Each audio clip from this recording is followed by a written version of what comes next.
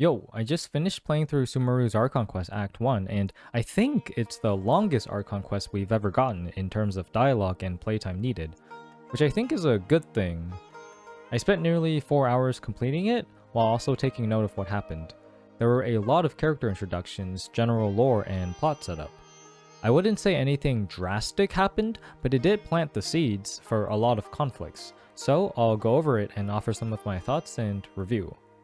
I also know that Act 2 is immediately available after playing through Act 1, but I thought I'd look at Act 1 on its own given how much information it presented. Which, kinda makes sense because Sumeru is known as the Rainforest of Lore. So yeah, let's explore the roots of Sumeru's Archon Quest. Act 1 through Mists of Smoke and Forests Dark, which focuses on the Traveler and Paimon seeking a way to meet the Dendro Archon, Lesser Lord Kusanali. There are 3 main settings in this act, and I'll mainly be focusing on the last 2 settings.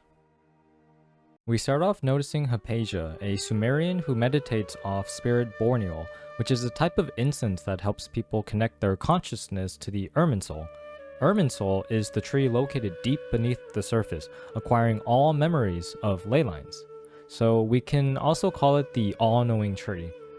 Traveler is able to connect their consciousness to it after smelling the Borneal, thinking that it may have something to do with Conria based on the red skies, which wouldn't surprise me given its connection to the ley lines, as well as being a target of one of Dottoro's segments.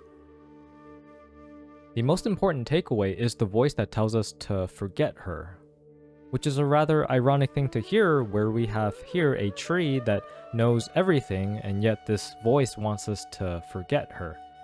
This voice likely being the previous Dendro Archon, Greater Lord Rukkhadevata, and I'll assume that going forward. We meet Collei in-game for the first time where she helps the Traveler recover. Gandharva Ville is the first setting of the act, introducing us to both Collei and Tighnari. However, I'm going to make separate videos dedicated to each of them, so I won't go over most of what happens here, even though I really want to talk about Collei, since she's one of my favorite characters and there's so much new information and discussion points about her. The main takeaway here related to the overarching plot is that most people in Sumeru still admire and worship Rukkhadevata, despite her being gone, and they hardly admire the current Dendro Archon, Lesser Lord Kusanali. For example, Kion tells us that the people will never forget Rukkhadevata, even though there's this overarching message of her wanting the world to forget her. We also learn about withering zones, which essentially cause the plant life and land around it to wither away. These zones have been occurring frequently because of the Irminsul being sick, which adds further fuel to the Irminsul being eventually destroyed. One of the implications of this is that the Dendro Archon would be in danger because she's connected to the Irminsul, which arguably makes her the most connected to Teyvat.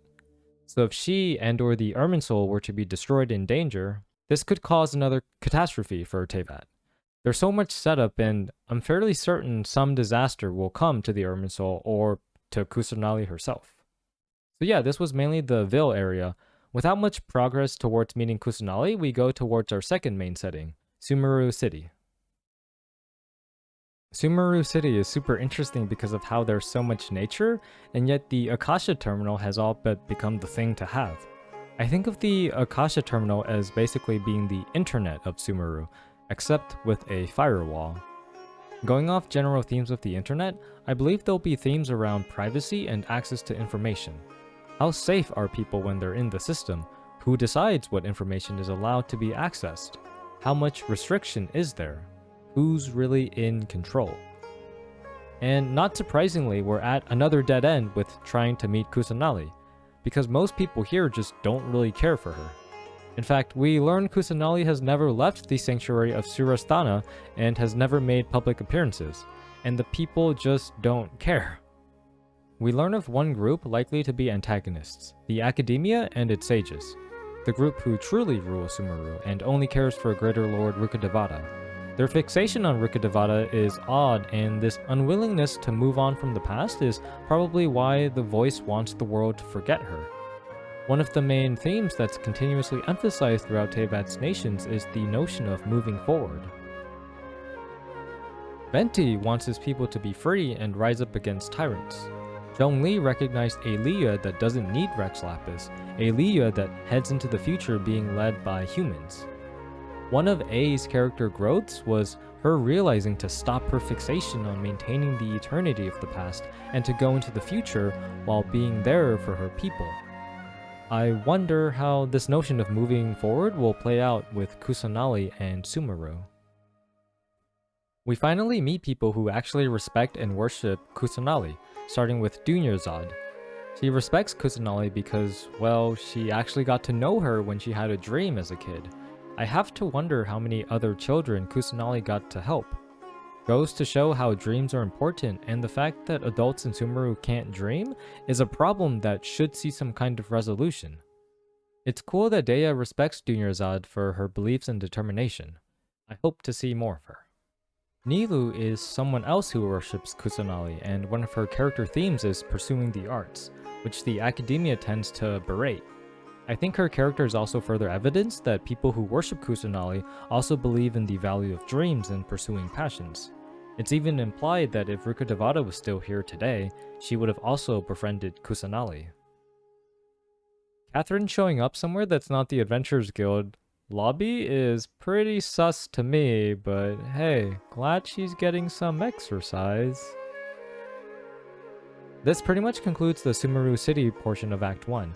Basically what I summarized this as is that we're being set up for an eventual conflict between those who worship Rukkhadevata and those who worship Kusanali, where people should eventually come around to Kusanali. Our final setting of Act 1 is Port Ormos, to try and retrieve the Divine Knowledge Capsule.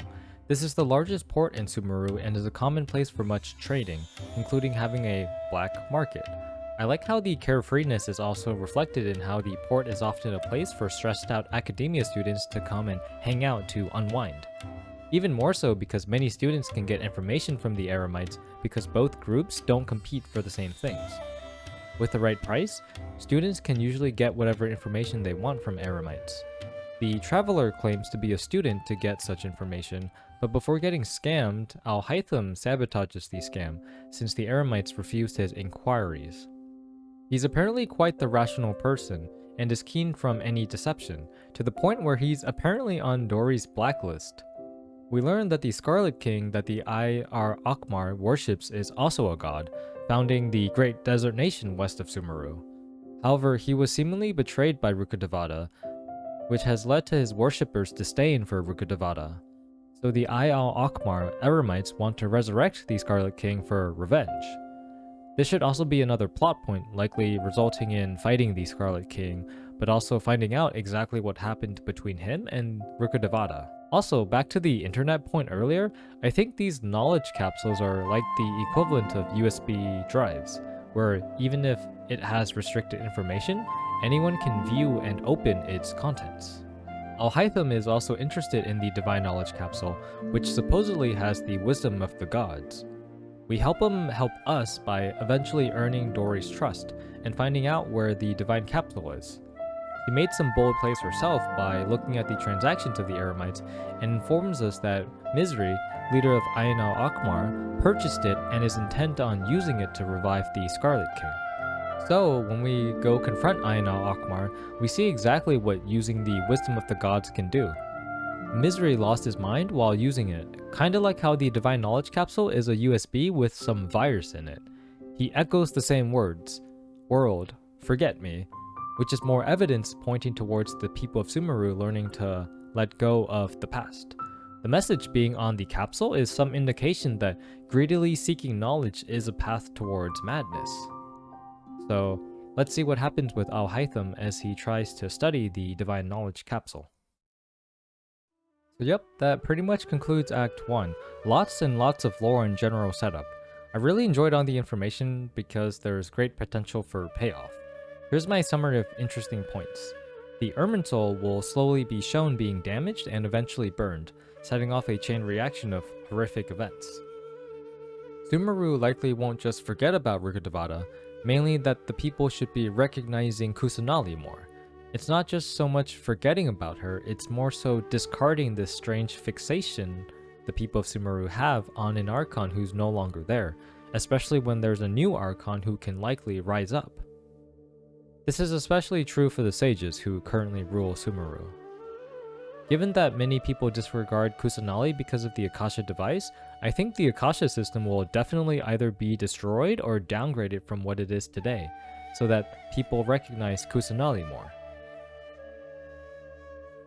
The sages and the al-Akmar Eremites will have some confrontation in the future, with the Scarlet King being involved. And finally, I think that all people must be able to dream again. The idea and value of dreams is way too important to Kusanali's character that having a nation that continuously doesn't dream is a problem. So yeah, those are my thoughts and review. I'm gonna go play through Act 2, make another review video on it, and then I'll be releasing an updated Collei character analysis video, and then a Tighnari Story Quest video. So yeah, do stay tuned for those. Thank you for watching. Till next time, take care.